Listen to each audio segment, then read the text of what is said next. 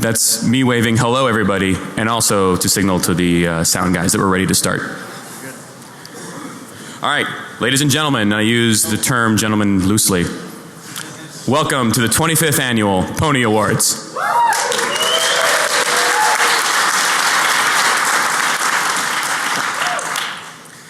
This is Alex's laptop. I think I should allow.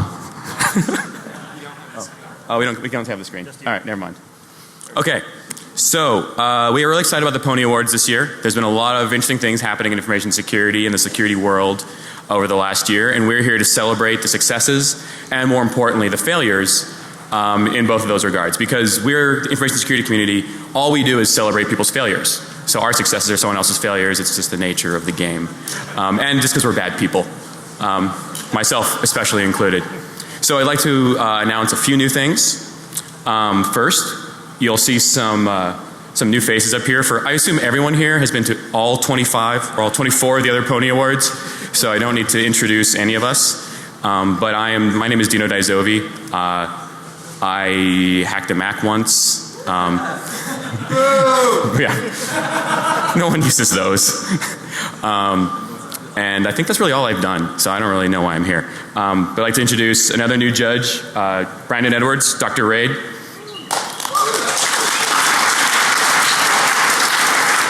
He technically was here last year, but he just came from a hobo fight, so that didn't count. We have HD Moore,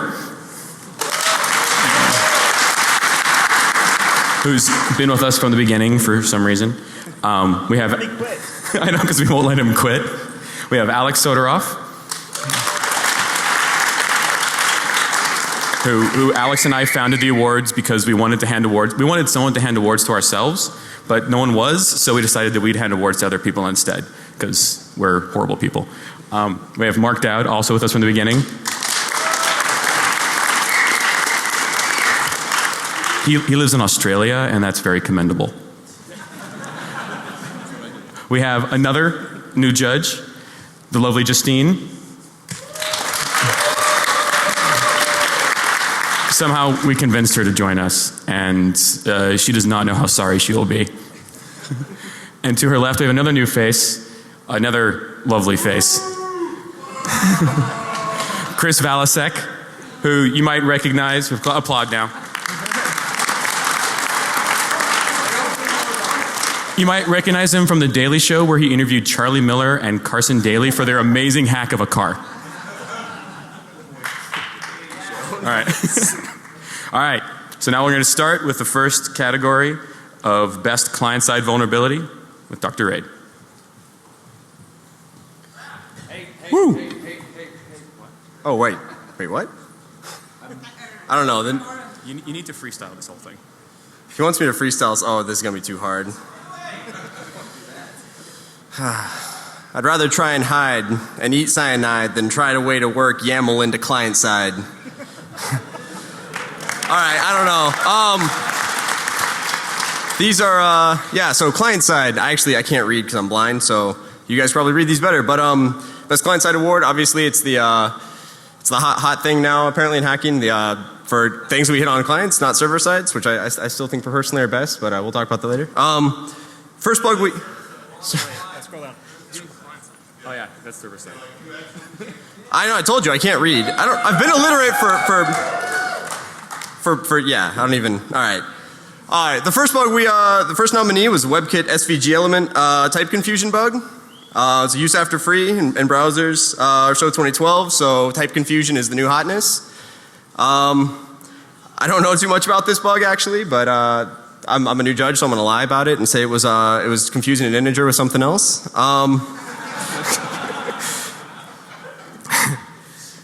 It was used, but it was pretty cool. It was used to leak out an address of chrome.dll for ROP gadgets, and yeah, good stuff, popping Chrome. The next one was the Adobe Flash Player regXP overflow. I also don't know anything about this bug, guys. You're fired. I'm fired. This is the worst judge ever. I'm just going back to being a nominee. Downgraded. Alright. Next bug is Microsoft Internet Explorer VML. Credit goes to Vupin. At CanSec West, they dropped this exploit as an Ninja overflow and the vector markup language, and it was pretty good. And I really like the Vupin guys. Pretty cool exploit. And then the last one was looks like Adobe Reader. What is that? Adobe Reader buffer overflow and sandbox escape. This was found by FireEye, sophisticated in that it was a initial landing, and it was all raw payload to break out of the sandbox, which is pretty cool. Discovered in the wild. Oh, it was, yeah, discovered in the wild. We don't know, unknown. A little nervous, being a judge, I don't know why. So the winner is, how do we,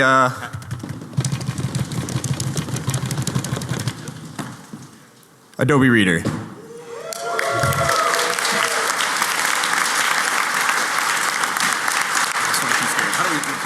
Would the author of that amazing exploit and the who carried out that attack please step forward to accept the award? Would someone who would like to take the rap for that come up and accept the award? Really? No one? Come on. All right. Oh, J-Duck will. Wait, is that who it was? All right. All right. Put this on.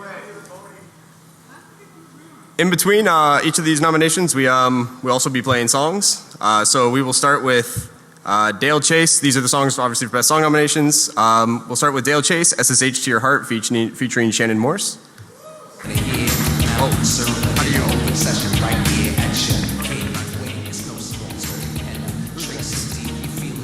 Next is server side.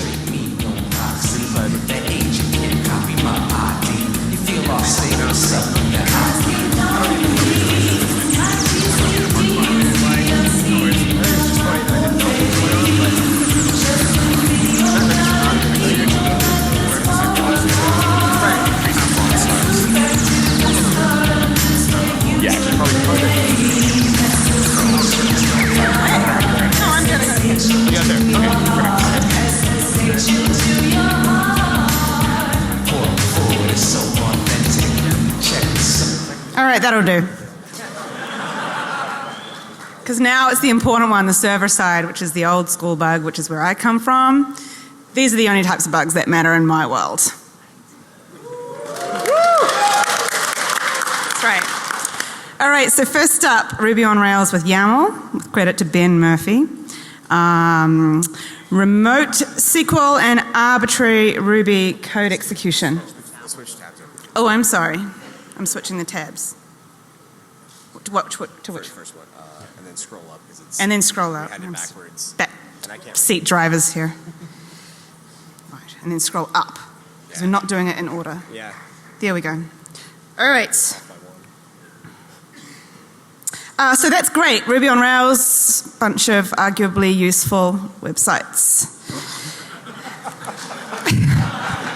Web 2.0. Crypto, which is always the big brains in the room, so much admiration here. Cryptographic flaws in Oracle database authentication. I believe it required a username and a database name, and I'm pretty impressed with that.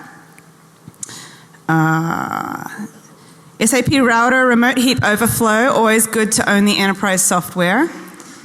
And that's credit to Gregory Nosenko. Exploitable heap overflows. I come from the Stack Overflow generation, so I'm always impressed by a heap overflow. Asterisk, Stack Overflow, kind of old school. I can relate to that one. Thanks to Brandon here. And also arguably useful software. And I believe the last one, Nginx overflows, also Stack Overflows by my fellow countryman Greg McManus. So kudos for that, Stack Overflow. And the winner is Asterisk. Our friend Brandon here. Congratulations, Brandon. Wait. I really want to thank Wait, what? Wait. What? Oh, what? What? By Pwnie Awards bylaws, Chapter 7, Subsection 3, all Pwnie Award judges are eligible for nomination, but are ineligible to win.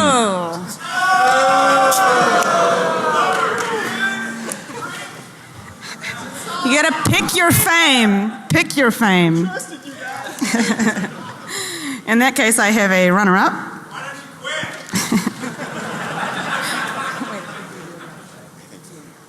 All right, we have, with credit to Ben Murphy, Ruby on Rails and YAML.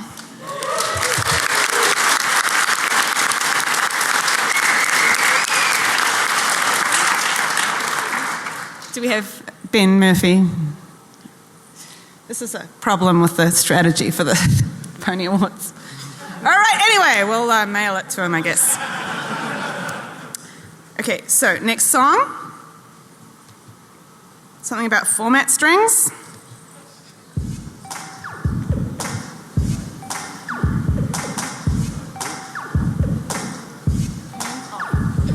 I'm not your average nerd. This ain't your average track.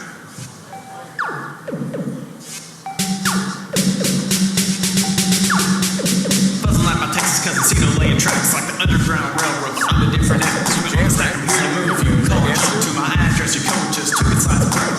Now take a look at the top of the stack. It's a long way up, but there's a short jump back. I don't suspect your patches when I'm at my best. Popping chills on every thought. Okay, that's enough of that one.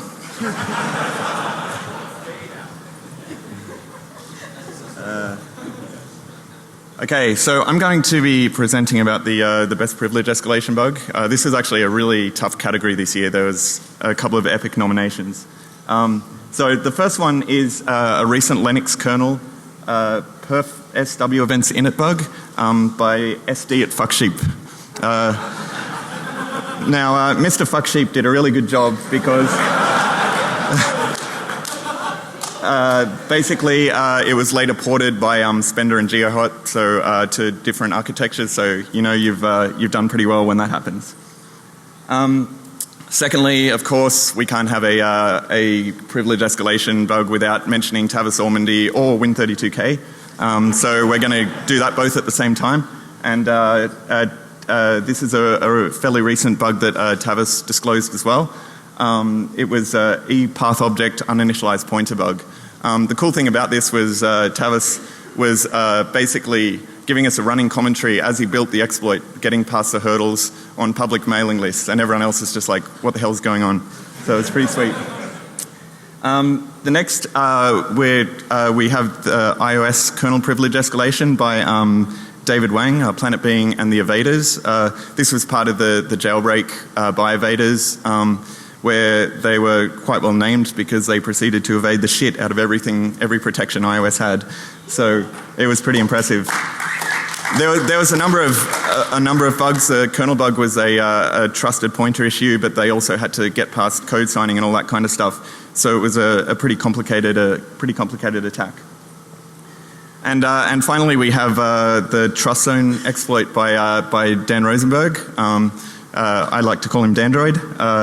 He basically did one of the first public trust zone level exploits in Motorola's phones. So that's all the nominations. Do we have a drum roll? And the winner is iOS, the Evaders.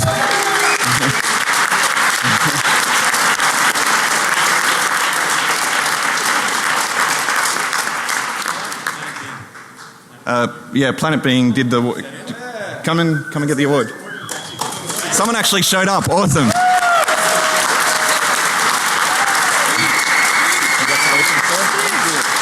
I feel like he should get an additional pony for being the one that showed up, being the only person who showed up.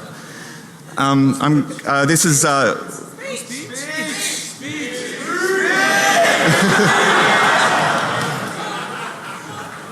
Apparently not.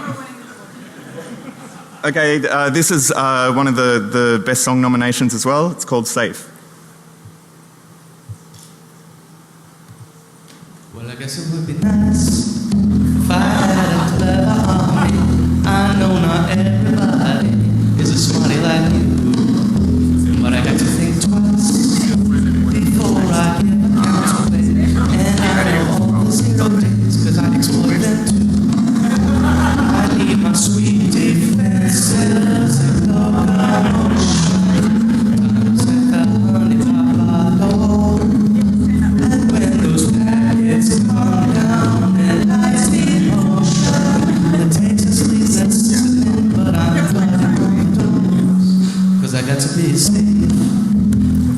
song goes straight to my heart.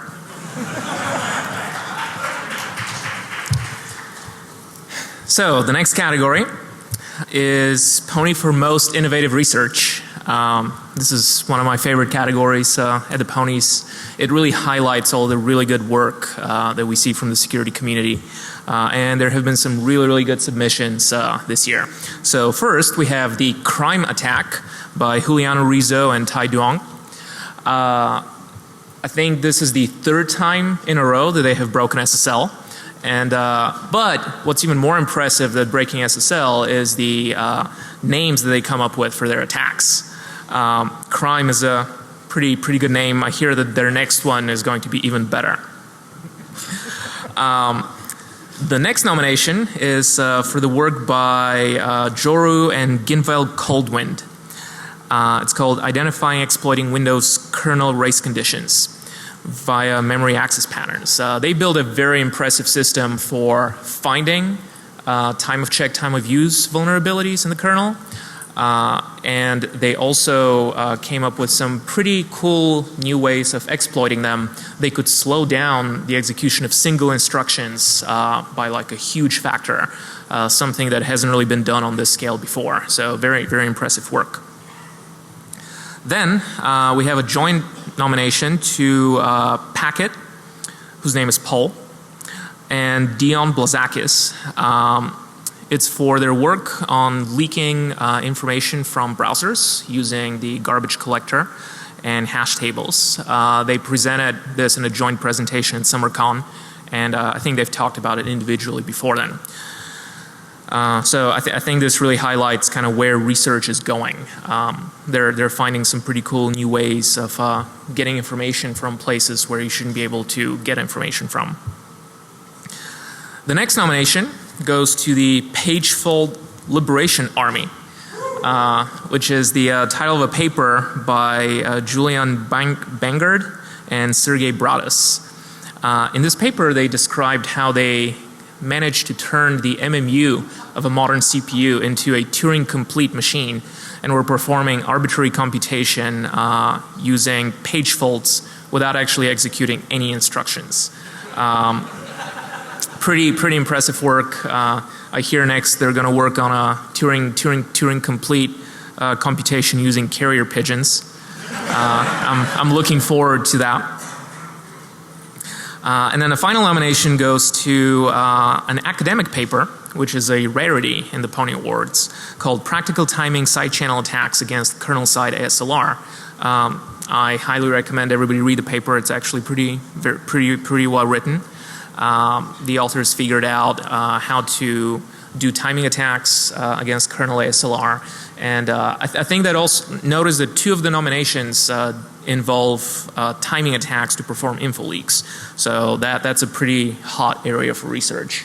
So for next year, please come up with something even better. So the winner of the most innovative research Pwnie is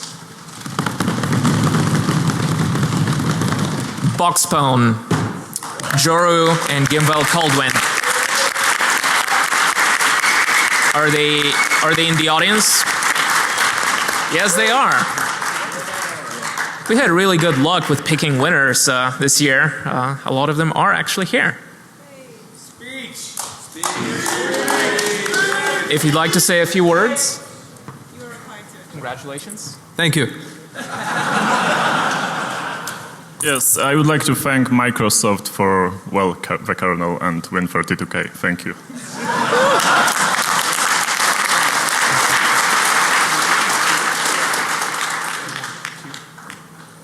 All right. You get 2 Pwnies. Congratulations. Really good work. They get 2 Pwnies since the previous winners didn't show up. So, next song. Yeah. This one is from a vendor. Hey Jackson, can we go to Watch Guys? Watch guys, watch guys, watch guys, watch guys, watch guys, Trying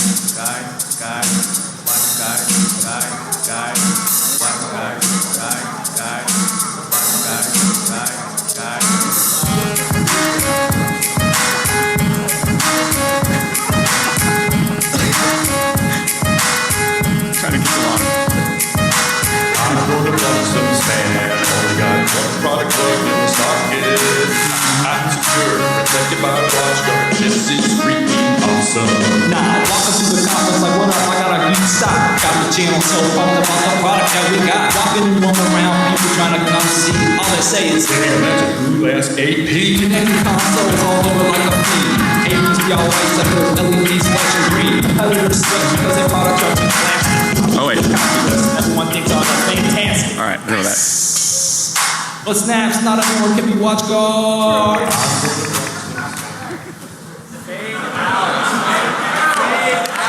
Yeah.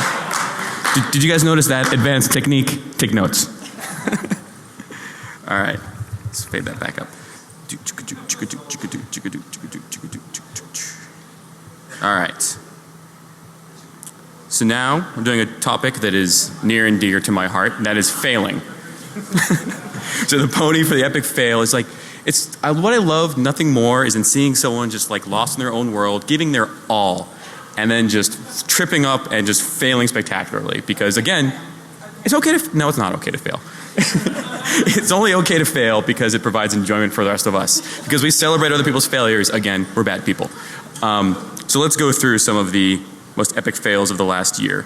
And I'm going to zoom in because, like, I'm old. I can't. Bigger. You get that alive? No, I don't. All right. Epic fail. First one goes to CryptoCat. So, if none of you know what CryptoCat is or ever used it, good for you. Because what CryptoCat is a web application that provides a false sense of security that may in some cases get you killed. So apparently cryptography is harder than writing JavaScript. And because you can write JavaScript does not mean you should use cryptography correctly.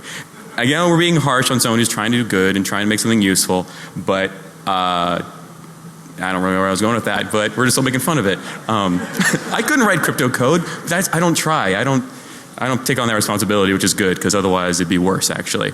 So a guy by the name of Steve Thomas wrote a tool called DecryptoCat, which through a variety of attacks destroyed just about 2 years of CryptoCat's implementation. So apparently writing crypto code is hard. Let's go write an antivirus engine instead.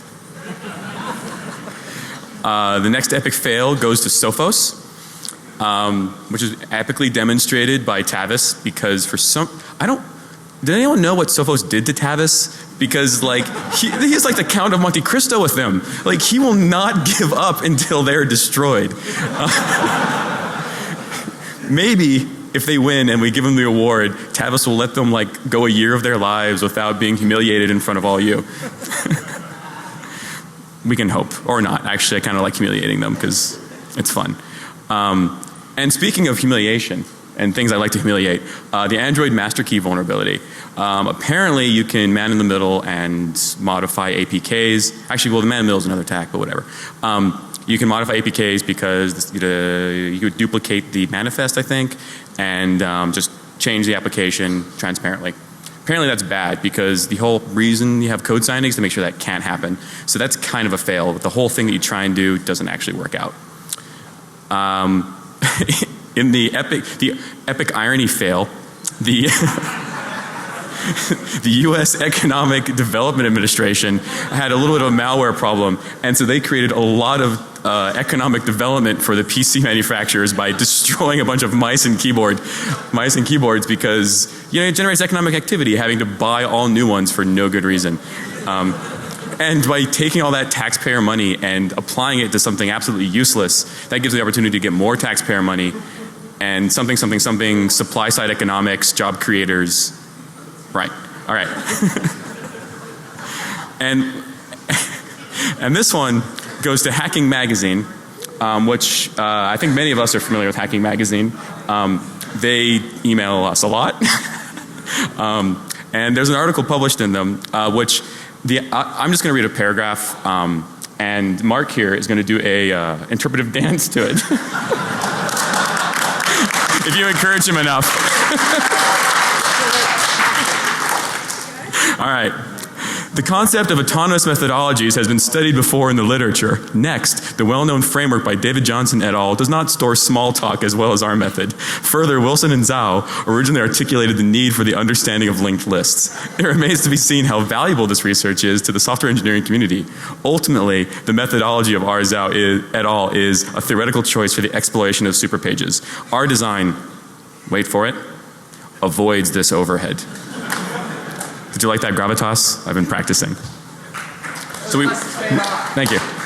We think that sums up basically everything that all of us aspire to, is to make something as intelligible as a randomly generated text and get that published in a magazine.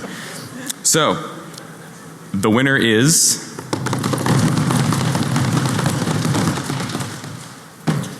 Hacking Magazine.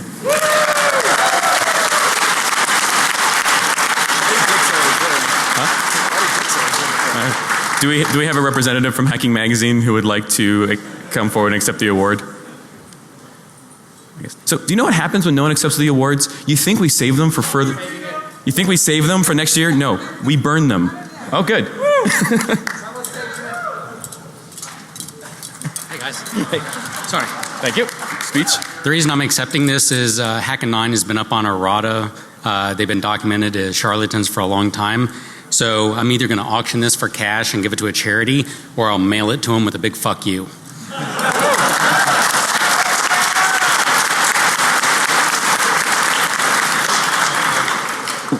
We'd like to thank Jericho for saving one of these ponies from the special showers.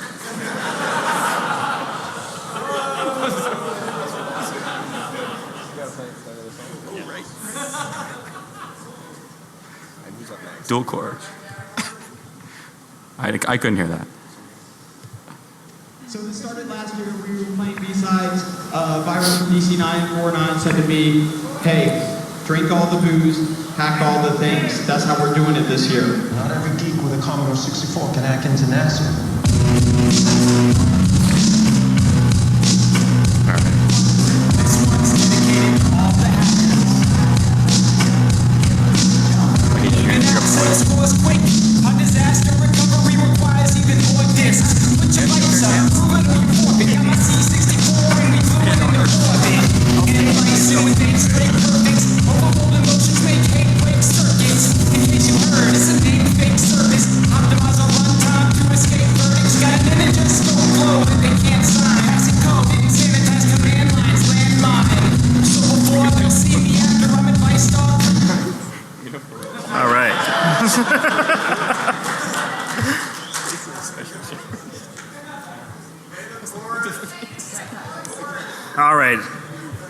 Let's see.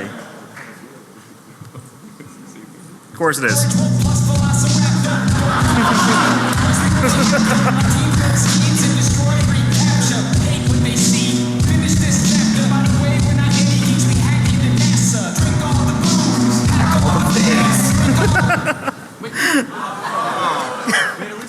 All right, fine.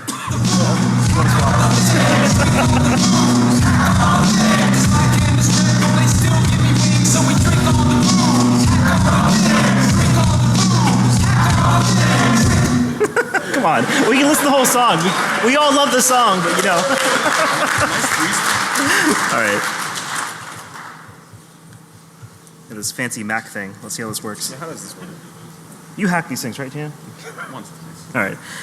So this pony is one of my favorite. Actually, it is my favorite. It's not quite as fun as Dino's in that you get to watch someone fail awfully, but sometimes you do.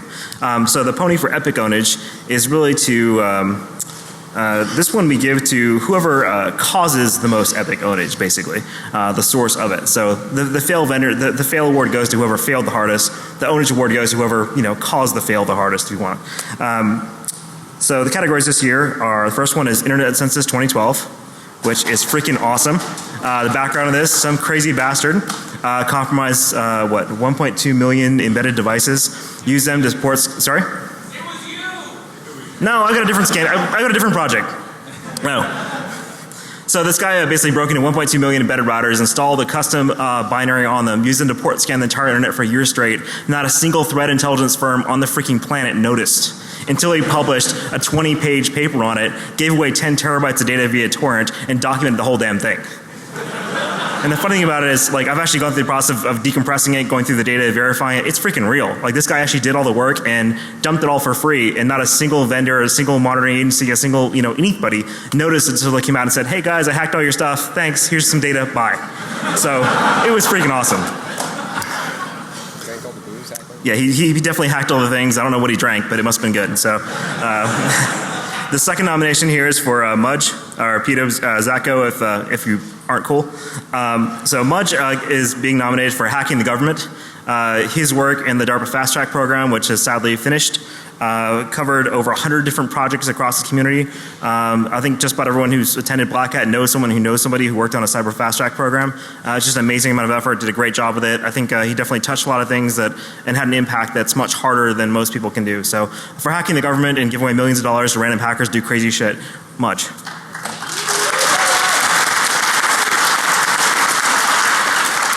The next nomination is pretty damn funny. So if anyone's familiar with all of the media whoring that happened over RSA related to APT1 and the Mandiant papers and all the people who followed on that in the press and so on and so on, these other guys did it better, and in my opinion they did it right. Instead of just documenting APT1, they went through and basically compromised every single one of APT1's command and control servers. They identified all the poison ivy command and control systems on the internet. They downloaded the custom binary, extracted the password, cracked the password using a custom plugin for John the Ripper.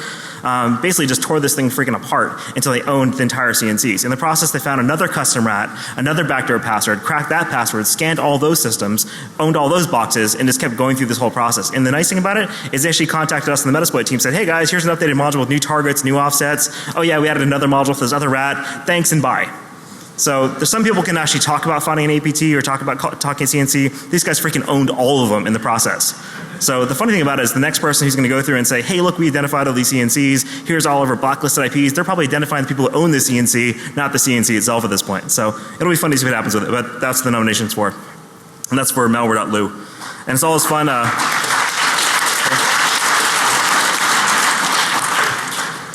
Last nomination by sheer volume from submissions was a joint nomination to Edward Snowden and the NSA. And the nomination is really about how Edward Snowden was able to leak such a massive amount of data by, one, taking a job specifically to gain access to a company and to the agency's files, to then steal them all, to then leak them all. And how well that worked, how no amount of background checks or top secret clearance can prevent an insider from destroying your entire organization and shutting down your country and, having you sick, drones after some 29-year-old in Russia, or at least, talking about it on TV.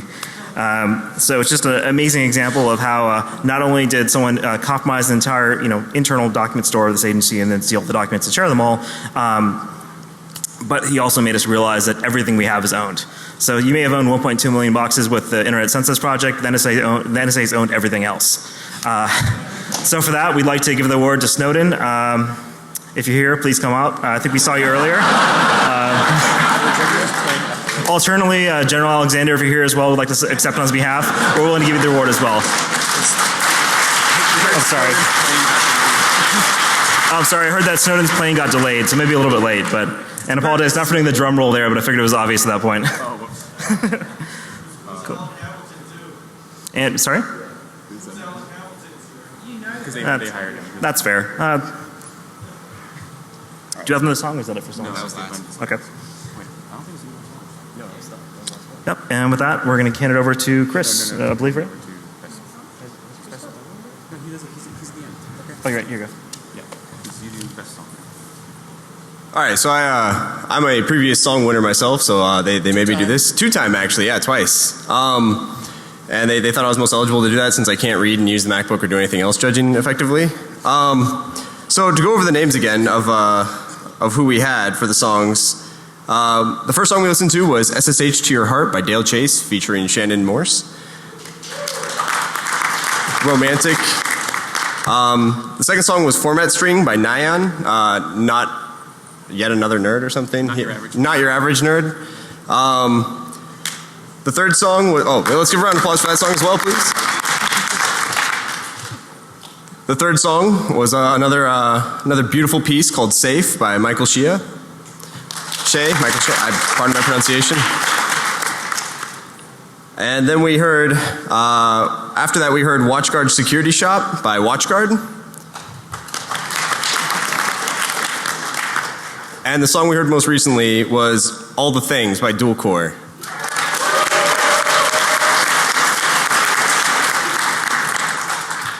And the winner for this year's Pwnie is Dr. Raid Clockwork. No, I'm kidding. It's Dual Core All the Things. You hear Dual Core? I believe this is his second Pwnie as well, so I'm going to give you just a huge round of applause for that.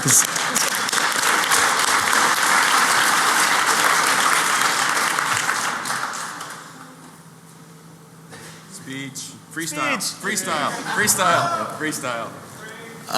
I'd actually like to forego a freestyle on this and dedicate this Pwnie to a hacker that I know that embraced the hyperbole of the hook, drink all the booze, hack all the things.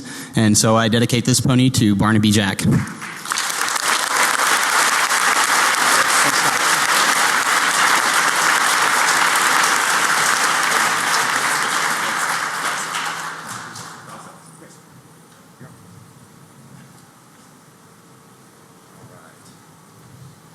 Okay, so everyone's doing good? Doing all right? Cricket, all right! Thanks to these guys for having me. I'm easily the most unqualified person to be on this panel, so I guess I'm a charity case. So we're going to give a Lifetime Achievement Award this year. And I think a lot of people in this room remember him as a guy who hacked ATMs or pacemakers. And I think some of the older people in this room will remember him as the dark spirit writing Win32 buffer overflows, right? I think everyone on this panel could definitely call this guy a friend. Me personally, I love the man. He was never didn't put a smile on my face. Always had a blast. Super, just an all-around good guy. When you walked in to the bar, everyone wanted to be around him. Girls wanted to be around him. Guys wanted to be him. Like, he was just a charming person and a good dude. And I think we're all going to miss him. I know I do for sure. Being in Vegas definitely isn't the same without my man. So the Pwnie for Lifetime Achievement Award, as you know, goes to Barnaby Jack.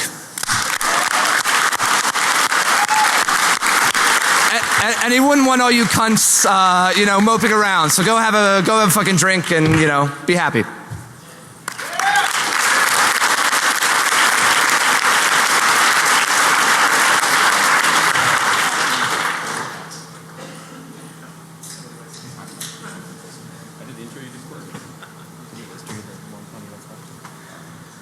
Okay.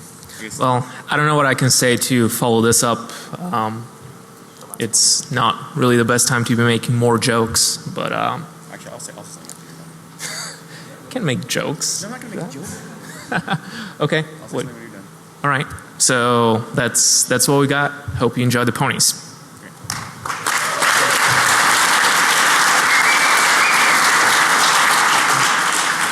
And so one more note about Barnaby. So this is the last of the original edition ponies. You'll notice the new ones are smaller, but they have little crystals on their ass, which is pretty awesome. But this one, huh? No one will ever live up to this last pony. This one goes to Barnaby, and we're actually going to try and get it to his sister. So I'm gonna get that thing drunk tonight. yes. And finally, there is a charity fund for Barnaby's family that has been set up. I've tweeted the link. I'll tweet it again. If you spend more on booze this week than you've donated to that, don't do that. Donate some money, you cheap bastard. Donate some money, you cheap bastard, says Chris. So I will cease guilt tripping you now, and go have fun.